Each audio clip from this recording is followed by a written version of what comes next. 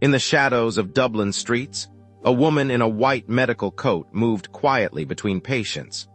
But beneath her healing hands lay the heart of a revolutionary commander.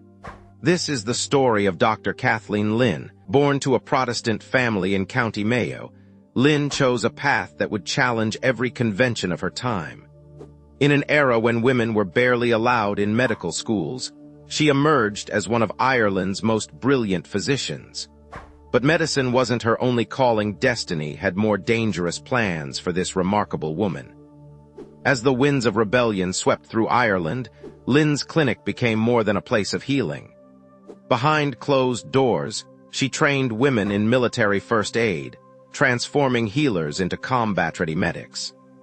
Her medical knowledge became a weapon in itself, as she used her professional status to move freely through Dublin, carrying messages and intelligence for the Irish volunteers.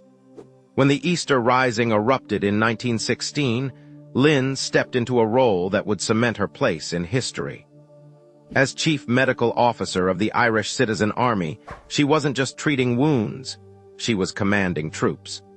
From her position at City Hall, she coordinated military operations while maintaining a medical station, proving that healing and fighting could serve the same cause. The British forces who arrested her were stunned to find a woman of medicine among the rebellion's leadership. In Kilmainham jail, she continued to care for imprisoned rebels, her compassion undiminished by steel bars and stone walls.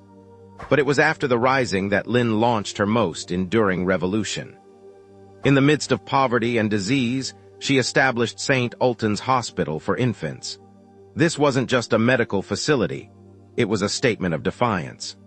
While politicians fought over Ireland's future, Lynn fought against infant mortality, creating the first hospital in Ireland dedicated solely to children's care. Her legacy lives on in the thousands of lives she saved, both as a revolutionary commander and as a pioneering physician. She broke barriers not with bullets but with bandages, not with force but with healing touch. In her own words, "We have to do our part to make this country a good place for all children." Today, the walls of modern Dublin hospitals echo with her influence. Dr. Kathleen Lynn proved that true revolution isn't always about destroying. Sometimes it's about healing, about building something new from the ashes of the old. She showed that the most powerful weapons in any fight for freedom might just be compassion, courage, and an unwavering dedication to both justice and healing.